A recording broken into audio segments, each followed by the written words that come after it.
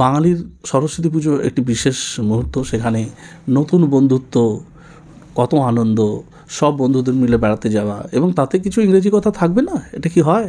টুকটাক কিছু সুন্দর ইংরেজি কথা আপনি বলুন, বাংলা কথার সঙ্গেই আপনি ইংরেজি কথাগুলো বলুন, বলার চেষ্টা করুন, দেখবেন আপনার লেভেল অফ কনফিডেন্স অনেক বেড়ে যাবে। রাত পোহালেই সরস্বতী পুজো, বাঙালির অন্যতম শ্রেষ্ঠ পুজো।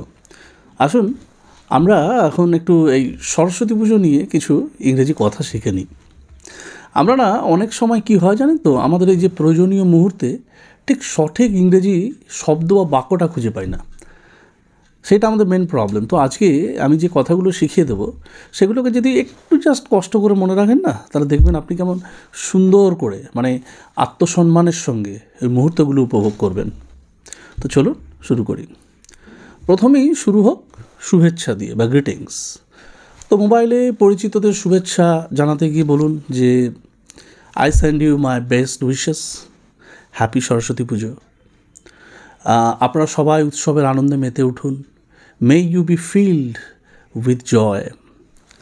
পুজোর এই যে অঞ্জলি দেওয়া হয় না, স্কুল কলেজের ছাত্রছাত্রীরা অঞ্জলি দেওয়ার পর কী হয়, তাদের নিজেদের এই যে প্রতিষ্ঠান থেকে বেরিয়ে পাশাপাশি অন্যান্য স্কুলে বা কলেজে বা অন্য কোথাও সবাই মিলে দল বেঁধে বেড়াতে যায়।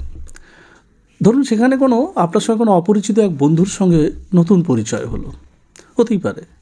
তো সেই মুহূর্তটাকে সুন্দর করে ছোট্ট করে ইংরেজিতে বলুন যে তোমার সঙ্গে পরিচয় হয়ে আমার খুব খুশি লাগলো, it's a pleasure to meet you. দেখবেন আপনি যখন বলবেন না, আপনার নিজের আত্মবিশ্বাসটা অনেকটা বেড়ে যাবে এবং বেশ আনন্দ লাগবে। যে নতুন বন্ধুটির সাথে আপনি পরিচিত হলেন, সেও আপনার দেখবেন কনফিডেন্সের তারিফ না করে পারবে না। সে বলবে বাহ, বেশ আমার নতুন বন্ধুটা তো বেশ সুন্দর, খুব কনফিডেন্ট। এরপর এই নতুন বন্ধুত্বের রেশ কাটিয়ে আপনি জিজ্ঞাসা করুন তার পুজো কেমন লাগছে। আপনি সুন্দর করে ইংরেজিতে তাকে বলুন, how are you enjoying this pujo, how are you enjoying.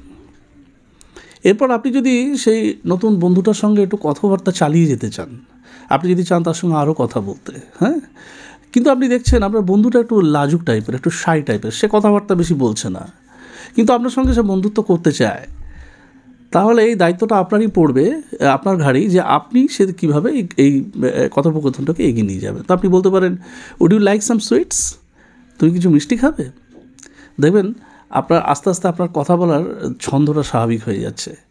ব্যাস, আপনি এবার আরও কথা ইংরেজিতে চালিয়ে যেতে পারেন এবং আপনার বন্ধুটাকে আস্তে আস্তে অ্যামেজ করে দিতে পারেন, তাক লাগিয়ে দিতে পারেন।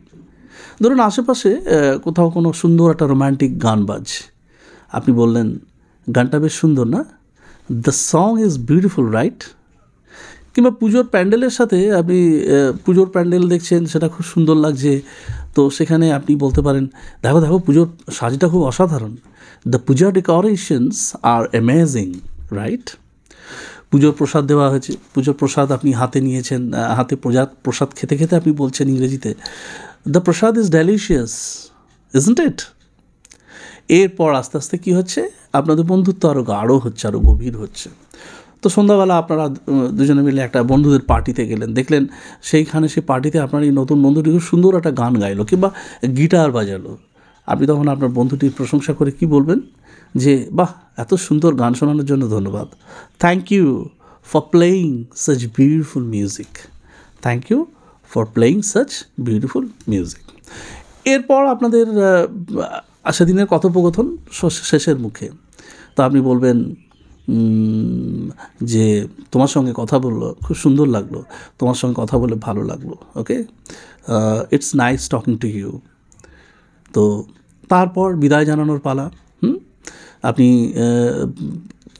মনে হয়তো আপনার রেশ আছে এবং আপনি চাইছেন যে আপনার বন্ধুটির সঙ্গে আবার পুনর্বার মিলিত হতে, কথা বলতে বা বন্ধুটিকে এগিয়ে নিয়ে যেতে। তখন আপনি কি বলবেন?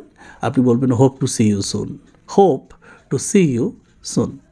বাঙালির সরস্বতী পুজো একটি বিশেষ মুহূর্ত, সেখানে নতুন বন্ধুত্ব, কত আনন্দ, সব বন্ধুদের মিলে বেড়াতে যাওয়া, এবং তাতে কিছু ইংরেজি কথা থাকবে না, এটা কি হয়? টুকটাক কিছু সুন্দর ইংরেজি কথা আপনি বলুন, বাংলা কথার সঙ্গেই আপনি ইংরেজি কথাগুলো বলুন, বলার চেষ্টা করুন, দেখবেন আপনার লেভেল অফ কনফিডেন্স অনেক বেড়ে যাবে। ওকে, সো আজকে এতটুকুই। দেখা হবে পরের এপিসোডে নতুন কিছু টিপস অ্যান্ড ট্রিক্স নিয়ে। That's all for today. See you next time with some new tips and tricks. This is Avi Bhattacharya. I'm a founder principal of Red Rose Spoken English Institute. So, Jai Hind.